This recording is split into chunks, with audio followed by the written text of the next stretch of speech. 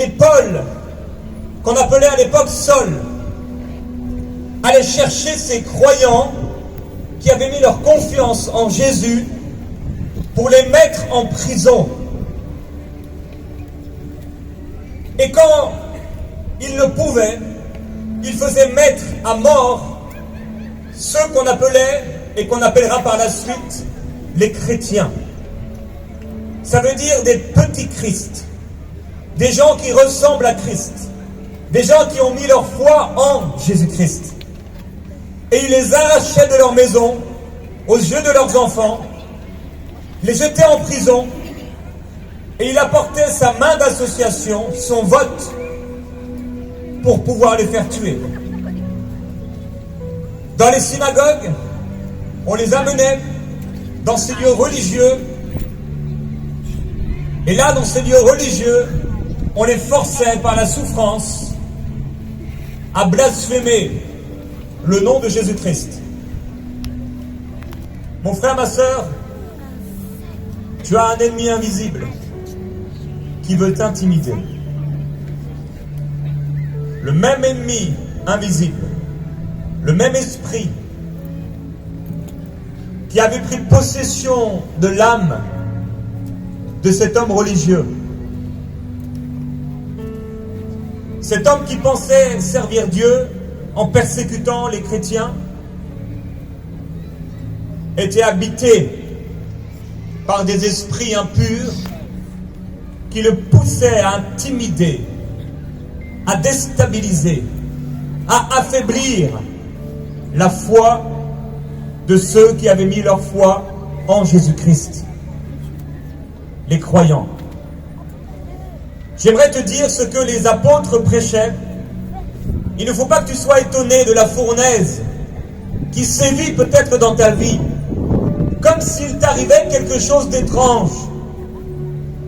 Parce que c'est par beaucoup de tribulations, des épreuves qui arrivent dans ta vie.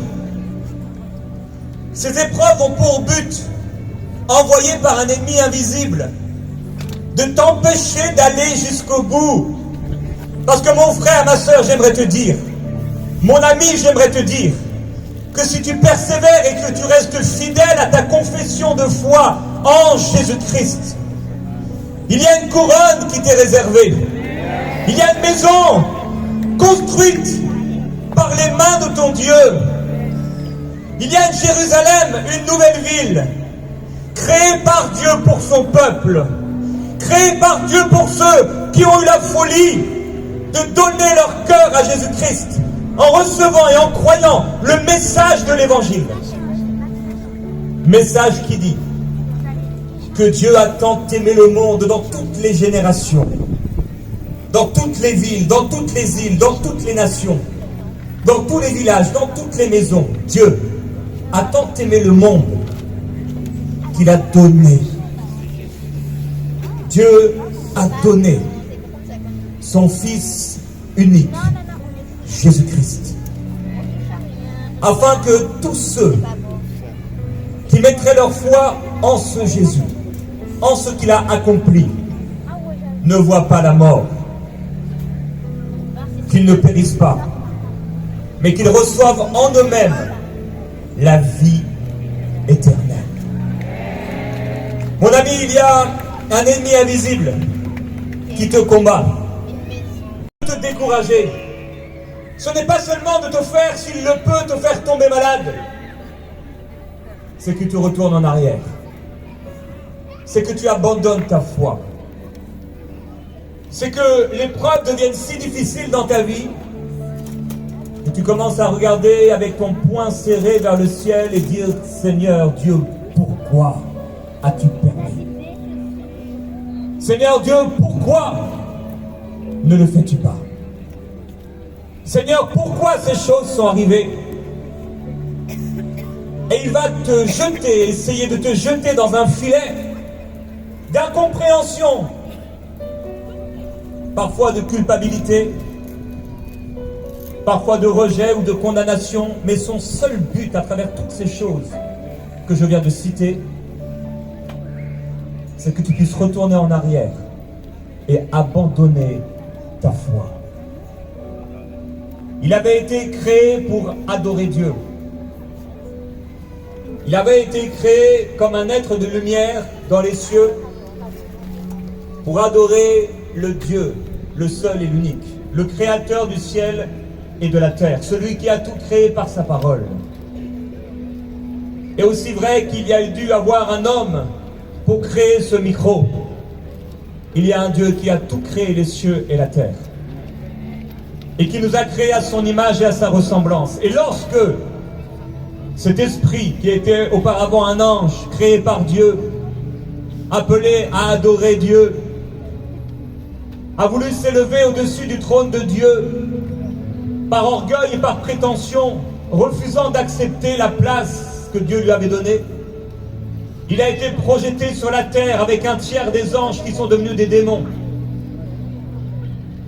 Et là, sur la terre que Dieu a créée, créant Adam et Ève et leur donnant toute autorité sur toute la création et sur toute créature, le diable, de la même façon qu'il était tombé, de la même façon, il va tenter de faire tomber Adam et Ève, se déguiser, lui, cet ennemi invisible, venir par une pensée, afin que ce que Dieu avait dit ne soit pas respecté, mais qu'ils puissent se détourner du saint commandement que Dieu leur avait donné. Ils pouvaient manger de tous les arbres du jardin, sauf de cet arbre, de la connaissance du bien et du mal. Et Satan a réussi et récupéré l'autorité sur la terre, amenant la mort, la destruction, amenant les meurtres, les premiers frères, Caïn et Abel. Caïn a tué son frère. Il n'est donc pas étonnant qu'encore sur la terre, il y ait des crimes, qu'encore sur la terre, il y ait la haine, qu'encore sur la terre, il y ait toutes sortes d'abominations, puisque les hommes ont commencé à se détourner du Dieu qui les avait créés, se faisant des statues, des idoles et des dieux à leur image, qu'ils pourraient servir à leur façon. Mais Dieu nous dit dans sa parole qu'il n'a rien de comparable à ces dieux fabriqués de la main des hommes, à ces divinités, à ces principautés créées par l'homme, car ils ont des jambes mais ils ne marchent pas, ils ont des yeux et ils ne voient pas. Ils n'ont aucune puissance contre la vérité, aucune puissance devant le Dieu des cieux, sinon la puissance que ces hommes aveugles peuvent leur accorder. Mais Dieu avait prévu dans le jardin d'Éden, parce qu'il savait que l'homme à qui il avait donné le libre arbitre allait chuter. Mais il avait prévu d'envoyer son Fils unique, Jésus-Christ, redonnant l'autorité à celle qu'il allait appeler l'Église, le rassemblement dans le monde de tous ceux qui ont mis leur foi en Jésus-Christ. Et que l'Église, retrouvant l'autorité, allait une fois pour toutes écraser la tête du serpent. Alors pendant des générations, Dieu a cherché, Dieu a laissé les hommes chercher en tâtonnant ce Dieu qui paraissait lointain, établissant des rois, établissant des prophètes, établissant des sacrificateurs pour que ces hommes puissent quelque part rencontrer Dieu. Mais toutes ces choses étaient insuffisantes et ces hommes devaient sacrifier des animaux pour le pardon de leurs péchés, car sans effusion de sang, il n'y a pas de pardon. Et c'est pourquoi lorsque Adam et Ève ont péché, il y a eu le premier sacrifice ordonné par Dieu. Dieu a sacrifié des animaux, car le sang devait couler. Et il a revêtu de cette peau d'animal Adam et Ève, qui avaient pour la première fois découvert leur nudité à cause de leur péché. Mais tu n'as pas été créé pour vivre dans cette nudité. Tu n'as pas été créé pour vivre dans ce péché. Tu n'as pas été créé pour vivre sous la domination satanique. Tu as été créé pour être libre. Tu as été créé pour être la tête. Tu as été créé pour dominer sur tout ce que ton Dieu a créé pour toi. Tu as été créé pour le bonheur et pour la grâce. Parce que Dieu t'a aimé. Alors Dieu a laissé les hommes chercher. Les hommes continuaient à faire leurs sacrifices. Beaucoup d'entre eux se détournaient. Chacun, chaque île, chaque pays, chaque nation, avec leur propre Dieu, avec leur propre religion. Mais il avait prévu un jour de s'incarner dans un corps semblable au nôtre, vivre une vie parfaite, démontrer l'amour et la volonté du Père. Et partout où Jésus-Christ allait, allant de lieu en lieu, il guérissait et il délivrait tous ceux qui étaient sous l'emprise du malin, car le Père était avec lui. Partout, dans toutes les villes, dans tous les villages, souvent au bord de la mer, Jésus se tenait devant la foule et il passait au milieu de la foule. Et tous ceux qui le touchaient étaient guéris de leur mal. Tous ceux qui se jetaient sur lui, tous ceux qui faisaient appel à lui, étaient délivrés de ces anges déchus qui étaient tombés sur la terre lors de la défaite du diable, la déchéance du diable. Ces anges déchus devenus des démons qui depuis ce temps oppressent les êtres humains, les amènent dans l'aveuglement, les empêchant parfois de voir la beauté qu'il y a en Christ, se faisant des dieux selon leurs pensées, marchant chacun selon sa propre voie, comme des animaux dépourvus de sens, perdant leur identité, perdant leur valeur, perdant leur beauté, pratiquant des actes contre nature, faisant du mal, tuant, violant, abusant les gens, volant, trichant, mentant, commettant l'adultère, commettant l'infamie, homme avec homme, femme avec femme. Les esprits impurs sont à l'œuvre dans le monde invisible. Mais la bonne nouvelle, c'est que sur la terre, Jésus-Christ a détruit la puissance de celui qui avait récupéré l'autorité dans le jardin d'Éden, Satan. Et il est monté lorsqu'il est mort et il a donné sa vie. On ne l'a pas pris, sa vie, il a donné pour ton salut, pour ta délivrance, pour ta guérison, pour ta vie, pour te donner la vie éternelle, pour que tu aies la paix avec Dieu. Jésus-Christ est mort sur la croix. Il est allé donnant sa vie parfaitement, car le sang des animaux était imparfait. Il fallait que le sang du Fils de Dieu coule, le sang d'un homme innocent qui paye la dette d'un homme coupable, d'une ville coupable, d'une île coupable, d'une nation coupable, d'une maison coupable, d'une vie coupable. Ça a été une injustice. Sur la croix, les yeux du Père se sont détournés de Jésus son Fils. Et toute la malédiction, toute la puissance de ces esprits travaillant dans l'invisible contre l'humanité a été détruite en Christ. Et toute malédiction est tombée sur lui. Et c'est par la foi en Jésus-Christ. Ce n'est ni par les œuvres de l'homme, ni par une religion, ni en suivant des préceptes et des commandements religieux. Ce n'est pas en allant à l'église. Ce n'est pas en écoutant les prêtres ou les pasteurs. Ce n'est pas même en lisant un livre religieux. C'est en recevant la révélation que Jésus-Christ est le Fils du Dieu vivant.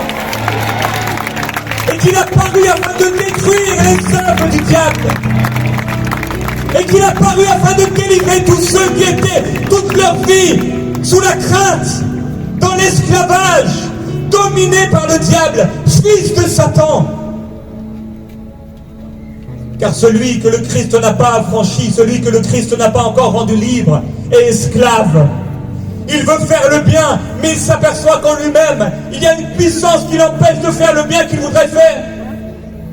Et le mal qu'il ne voudrait pas faire, il le fait. Et le voilà détruisant sa vie, détruisant son couple, détruisant la vie de ses enfants, détruisant son travail, détruisant sa destinée, détruisant son corps, détruisant son futur, parce qu'il trouve en lui-même et sur sa vie un joug, une puissance invisible qui le tient comme un esclave.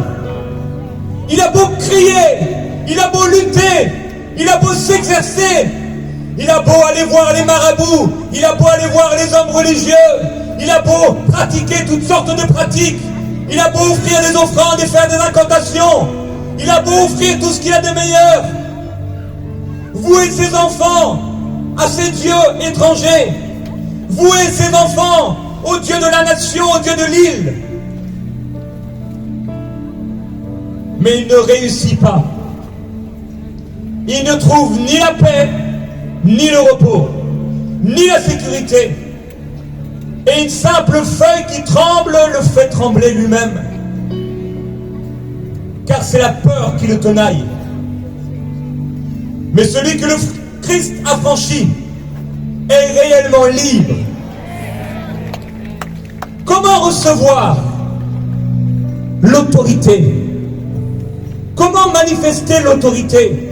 Comment ne plus être pris sous le joug satanique? Comment peux-tu vivre réellement libre, mon ami? Toi qui ne connais pas encore Jésus, mais également toi, mon frère, ma sœur. Comment récupérer, bénéficier de ce qu'il a accompli il y a 2000 ans pour nous? La Bible nous révèle que ce n'est pas par les œuvres religieuses, mais que c'est par et suite à la prédication de la croix, par la foi en Jésus-Christ et Jésus-Christ crucifié. Jésus-Christ a été crucifié pour le pardon de l'humanité. Jésus-Christ a été crucifié pour la délivrance du monde. Jésus-Christ a été crucifié et son sang a coulé. C'est l'innocent qui paye pour le coupable. Et alors qu'il est descendu dans les séjours des morts, la mort ne pouvait le retenir, parce qu'il n'avait rien du diable en lui. Aucun péché il n'avait accompli. Il avait vécu une vie parfaite, manifestant l'amour du Père, guérissant les gens, leur donnant à manger, libérant leur âme angoissée. Le séjour des morts n'a pu le retenir. Alors il est monté auprès du Père et il a présenté ses mains percées, ses pieds percés, son côté percé et son sang. Et lorsque le Père a vu le sang, il a établi dans les cieux et sur la terre, établi le nom de Jésus-Christ comme le nom au-dessus de tout autre nom, le nom au-dessus de toute domination satanique, le nom au-dessus de toute autorité. Et ce jour-là, Satan qui croyait vaincre, Satan qui croyait gagner, en éliminant Jésus, en prenant la vie de Jésus, mais il n'a pas pris sa vie. Il n'était qu'un cobaye pour amener la volonté de Dieu à se manifester en Jésus-Christ. Le diable n'a été qu'un pantin entre les mains de Dieu, dans l'aveuglement de sa rébellion envers le Père, envers Dieu. Et le Père a décrété le nom de Jésus au-dessus de tout autre nom, afin que tous ceux qui mettraient leur foi en ce nom puissent être délivrés de l'emprise de ces esprits travaillant dans l'invisible, du diable travaillant dans l'invisible. Christ nous a libérés. Christ nous a délivrés. En lui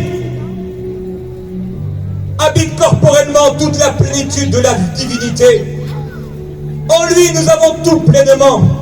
Il est le chef de toute principauté et de tout pouvoir. En lui lui, nous avons été circoncis, non d'une circoncision faite par la main des hommes, mais la circoncision de notre cœur. Nous avons été ensevelis par lui, par le baptême. Nous sommes ressuscités en lui et avec lui par la foi en la puissance de Dieu qu'il a ressuscité d'entre les morts.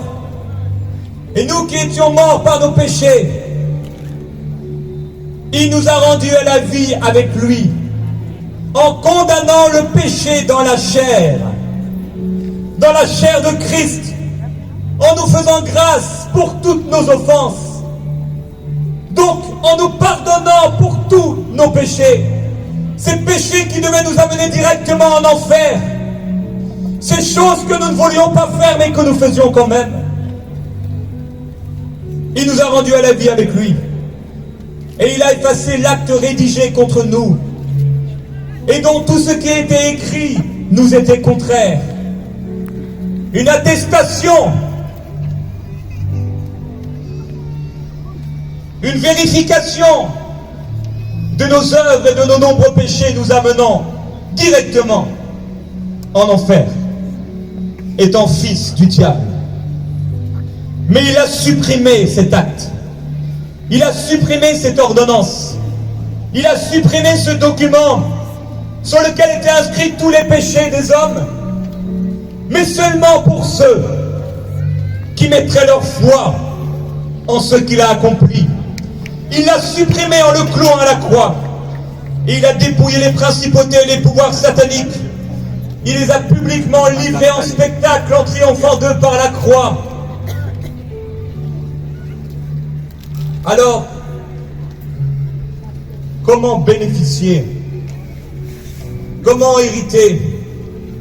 Jésus-Christ a dit à Pierre qui venait de recevoir la révélation que Jésus n'était pas un homme comme les autres, que Jésus n'était pas un simple prophète comme nos amis musulmans peuvent le dire, mais que Jésus-Christ était le Fils de Dieu. Recevant la révélation que Jésus-Christ est le Fils de Dieu, ce Jésus lui dit: Pierre, tu es cette pierre, et sur cette pierre je bâtirai mon église, et les portes du séjour des morts ne prévaudront contre elle. Ce que tu liras sur la terre sera lié dans les cieux, et ce que tu délieras sur la terre sera délié dans les cieux.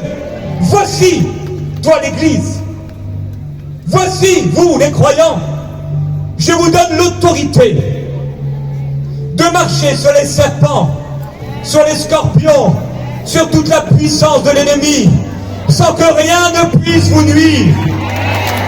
Mon frère, ma soeur, le diable t'a menti depuis trop longtemps.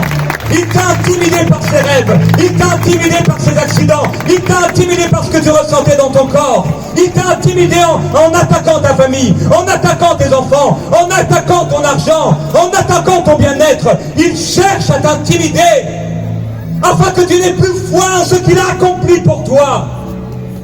Cette autorité, elle nous a été donnée. Nous n'avons pas à travailler et à combattre pour l'obtenir. Nous n'avons pas donné notre vie parce qu'il l'a donné pour nous. Nous pourrions donner notre corps, donner tout notre argent aux pauvres, faire tout le bien qu'on veut, et pourtant aller en direction de l'enfer. Car il n'y a aucun homme qui soit juste devant Dieu. Et nos œuvres bonnes sont comme un vêtement souillé devant lui. Tous ont péché et sont privés de la gloire de Dieu, de la présence de Dieu. Mais la bonne nouvelle, c'est qu'ils sont gratuitement justifiés. Gratuitement justifiés par leur foi en Jésus-Christ.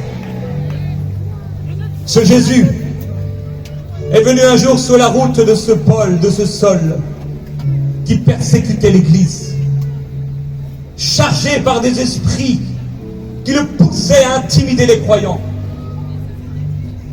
avec des esprits qui travaillaient en lui, l'aveuglant, afin qu'il ne voie pas briller la gloire du Seigneur Jésus-Christ, pensant servir Dieu.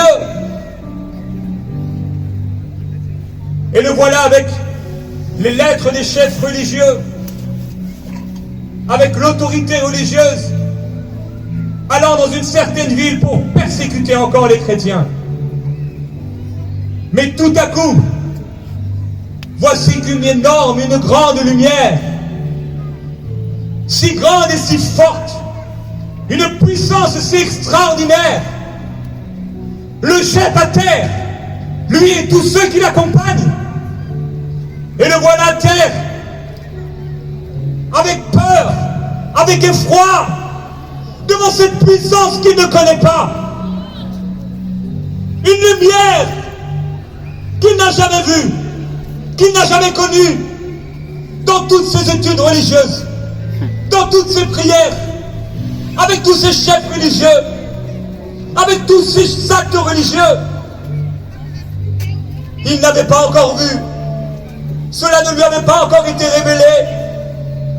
Il avait essayé avec le zèle qu'il avait, mais il n'avait jamais trouvé la vie. Il n'avait jamais trouvé le bonheur.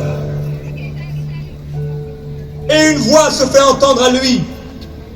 Saul, Saul, pourquoi me persécutes-tu? Levant un peu les yeux par peur, il dit, mais qui es-tu? Et la voix de lui dire, je suis Jésus-Christ, que tu persécutes.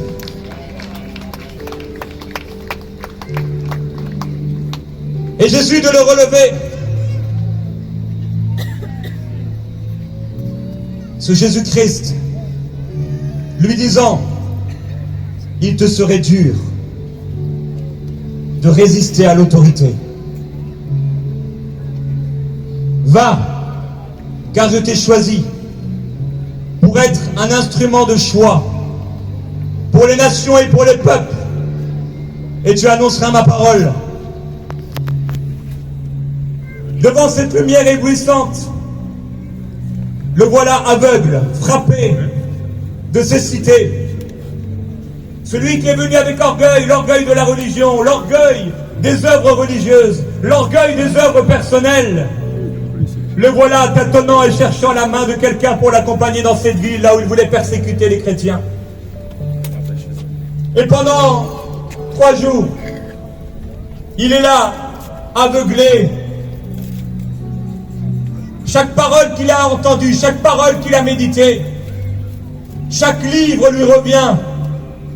Et dans chaque parole, et dans chaque livre, il réalise ce qu'il n'avait jamais réalisé. Il voit ce qu'il n'avait jamais vu. Il voit que tout est question de Jésus-Christ. Quand il a trouvé bon à Dieu de révéler en lui Jésus-Christ, ce n'était pas l'œuvre de la chair, ni du sang, mais l'œuvre de celui qui a donné la révélation à Pierre que Jésus-Christ n'était pas un simple homme, pas un simple prophète, mais bien le Fils du Dieu vivant. Le même Dieu qui a donné la révélation à Jean-Baptiste que ce Jésus était celui qui allait baptiser de Saint-Esprit et de puissance tous ceux qui croiraient en lui. Voilà que ce Jésus parle à un homme et lui dit d'aller rencontrer seul dans sa maison. Il lui dit, tu prieras pour lui, car je lui ai apparu en vision et il sera un instrument de choix pour moi. Mais voilà qu'Anénias dit, mais non, Seigneur, tu sais comment il ravage les églises, persécutant les croyants, intimidant les croyants. Mais le Seigneur lui dit, je l'ai choisi. Alors il va dans sa maison, poussé par l'Esprit. Et pendant ces 3 jours, Paul, circoncis dans la chair, va vivre une circoncision dans son cœur. Et Dieu va le faire passer des ténèbres à la lumière, du royaume satanique au royaume de Dieu. On ne peut faire semblant, on ne peut être entre les deux. Le purgatoire n'existe pas. Soit après ta mort, tu vas en enfer, soit tu vas dans la présence de Dieu. Car après la mort vient le jugement. Et cet homme religieux